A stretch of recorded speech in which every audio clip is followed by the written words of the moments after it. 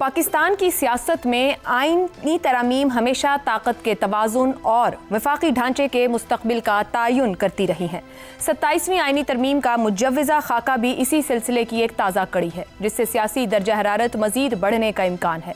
सवाल यह है कि क्या पाकिस्तान पीपल्स पार्टी, जो 18वीं आईनी तरमीम को अपनी बड़ी कामयाबी करार देती है, अब इख्तियारात की वापसी पर रजामंद होगी? वज़ीर आज़म शहबाज शरीफ की क़यादत में नून लीग के वफ़द ने सदर आसिफ अली ज़रदारी और चेयरमैन बिलावल भुट्टो ज़रदारी से मुलाकात करके 27वीं आईनी तरमीम की मंजूरी में हिमायत मांगी है। बिलावल भुट्टो ज़रदारी के मुताबिक मुजव्वज़ा तरमीम में आईनी अदालत का क़याम, एग्जीक्यूटिव मजिस्ट्रेट्स की बहाली, जजेस के तबादले का इख्तियार, NFC में सूबाई हिस्से के तहफ़्फ़ुज़ का खात्मा, तालीम और आबादी की मनसूबाबंदी के इख्तियारात की वफाक को वापसी और इलेक्शन कमीशन की तकर्रुरी से मुतालिक तातुल का खात्मा जैसे निकात शामिल हैं। ये तजावीज़ जाहिर करती हैं कि हुकूमत एक बार फिर वफाकी और सूबाई ताकत के तवाज़ुन को तब्दील करने की कोशिश कर रही है। पीपल्स पार्टी के लिए ये सूरत हाल एक मुश्किल सियासी इम्तिहान बन सकती है।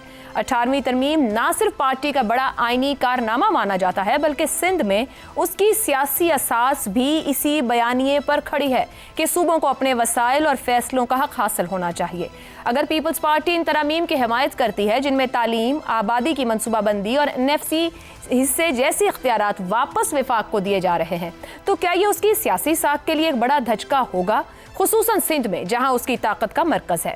यह भी हकीकत है कि पीपल्स पार्टी इस वक्त वफाकी सियासत में एक तवाज़ुन कायम रखना चाहती है। सदर आसिफ अली ज़रदारी का किरदार हुकूमत के इस्तेहकाम में कलीदी समझा जाता है और पार्टी वफाक के साथ टकराव से गुरेज की पॉलिसी पर अमल कर रही है। लेकिन बिलावल भुट्टो ज़रदारी की हालिया सियासी पोजिशनिंग, जिसमें वो बारहा इख्तियारात की मरकजियत पर तनकीद करते नजर आते हैं, इस बात का इशारा देती है कि पार्टी के अंदर भी इस तरमीम पर इख्तिलाफ़े राय मौजूद है। पीपल्स पार्टी की सेंट्रल एग्जीक्यूटिव कमेटी का इजलास सदर आसिफ ज़रदारी की दोहा से वापसी पर तलब कर लिया गया है, जहां बाज़ाब्ता फैसला किया जाएगा। मगर उसूली तौर पर देखा जाए तो क्या 18वीं तरमीम की रूह के बरक्स किसी तरमीम की हिमायत पार्टी के नजरियाती तसलसल से मुतसादिम हो सकती है?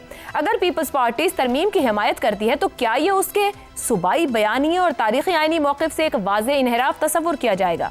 ऐसे में बड़ा सवाल यही है कि क्या पीपल्स पार्टी इस तरमीम के लिए हुकूमत करेगी, और अगर करेगी तो इस हिमायत के एवज़ इस निज़ाम में अपने लिए और क्या कुछ लेगी?